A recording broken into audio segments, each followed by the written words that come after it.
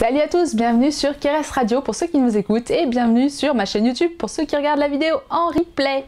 J'en profite pour faire un petit coucou à Cyriliel et à Sangara. Bravo les garçons, c'est du beau boulot que vous faites sur la radio. Alors je suis désolée parce que c'est vraiment pas une émission sur la santé, c'est juste un partage d'expérience. Alors en effet, je n'ai jamais fumé de cigarette, ni quoi que ce soit d'autre d'ailleurs. J'ai jamais bu d'alcool, je sais les goûts que ça a. Le café pareil, ce sont des produits qui ne m'ont jamais attiré. Ça veut pas dire que j'ai tout bien fait. J'ai fait aussi des tas de trucs bizarres ou comme tout le monde. Mais ces choses-là, je les ai pas fait, ça m'a jamais attiré. Même quand j'étais ado, c'était pas des choses qui m'attiraient, tout simplement parce que je détestais l'odeur de la cigarette. Du coup, la cigarette, ça m'apparaissait vraiment comme quelque chose qui fait du mal parce que l'odeur était tellement épouvantable pour moi que s'il y avait quelqu'un qui fumait à côté de moi, vous pouvez être sûr que j'allais changer de place. Si on allait au restaurant et qu'une table voisine avait quelqu'un qui se mettait à fumer, je pouvais faire changer tout le monde de place tellement je supportais pas l'odeur. Donc en devenant ado, c'était quelque chose d'absolument incompréhensible pour moi que les gens se mettent à fumer parce que ce que je voyais autour de moi, c'était que les gens se mettaient à fumer pour faire comme les plus grands, pour faire comme tout le monde, pour être à la mode, pour être stylé.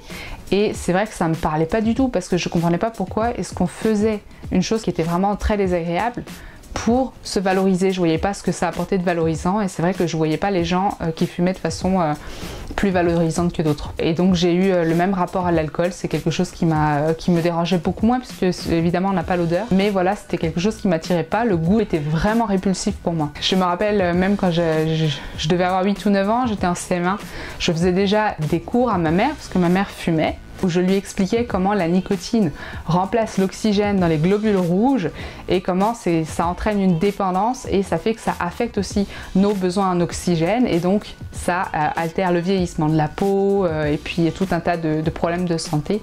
Et grâce à moi, elle avait réduit sa consommation, hein, attention.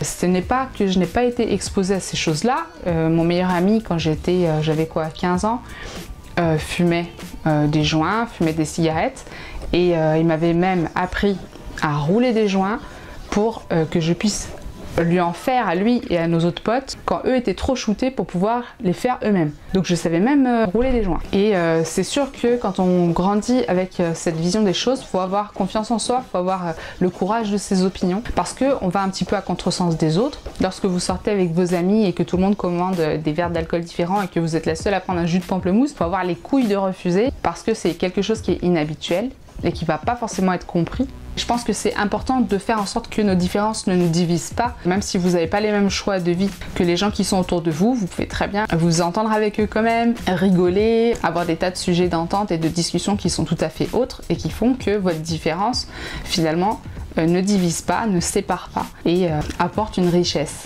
Et pour moi, c'était vraiment important qu'on puisse respecter que je fasse pas les choses comme les autres et que voilà, je jugeais pas les autres pour ce qu'ils faisaient, mais simplement je souhaitais pas faire la même chose. Je trouve que c'est important de pas brider sa personnalité parce qu'on est tous uniques. C'est pas mal de vouloir faire comme les autres, mais c'est dommage si ça vous pousse à renier votre personnalité, si ça vous pousse à renier ce que vous avez à l'intérieur de vous.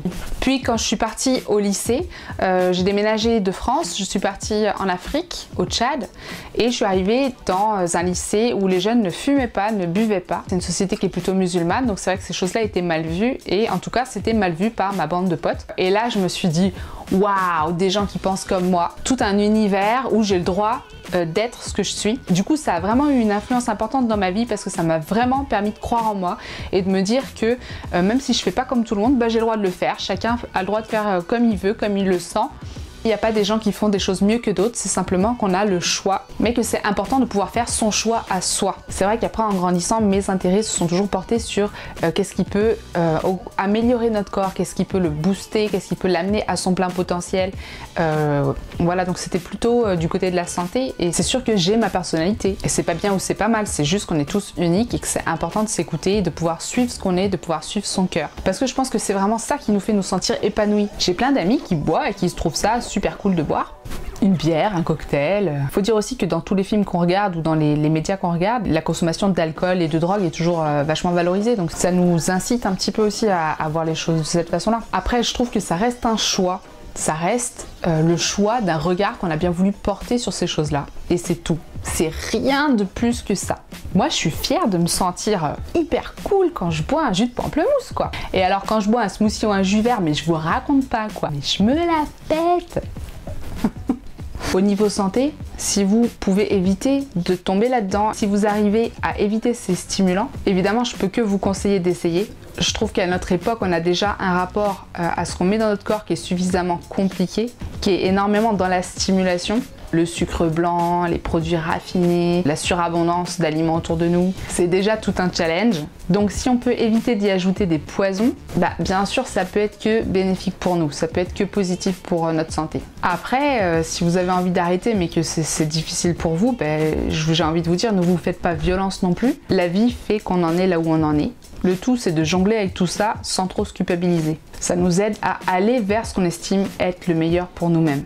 Mais c'est des choses qui ne peuvent pas forcément se faire du jour au lendemain, c'est normal. Et puis on évolue à chaque instant, on évolue chaque jour. Si vous souhaitez arrêter, ce que je pourrais vous donner comme conseil, c'est de commencer à essayer de réparer votre corps afin que les déséquilibres qui ont été induits par ces produits soient rétablis et donc que ces produits aient de moins en moins d'emprise sur vous. Ça vous permettra de vous libérer progressivement de l'addiction. Je vais vous conseiller de vous faire des jus verts. Pourquoi? Parce que les jus verts, ils sont très riches en acides aminés hautement assimilables. Ils sont très concentrés et ces acides aminés sont des éléments constitutifs des neurotransmetteurs. Donc ils vont venir recharger nos neurotransmetteurs et notre capacité à nous sentir apaisés, à nous sentir en équilibre, à nous sentir bien dans notre corps et bien dans notre vie, à nous sentir entiers. Donc voilà, après c'est tout un cheminement, mais surtout ne vous faites pas violence, ne vous culpabilisez pas, c'est vraiment la chose la plus importante. N'ayez pas peur d'y aller étape par étape et à petits pas. Voilà, je suis contente d'avoir pu partager ça avec vous. J'espère que ça vous a intéressé. N'oubliez pas de liker la vidéo, ça permet de la faire monter dans les statistiques. Si vous voulez plus de conseils, de partage, de témoignages, de tutoriels, vous pouvez également vous abonner à ma chaîne. Merci beaucoup et à la fois prochaine! Et vous, est-ce que vous avez du caractère ?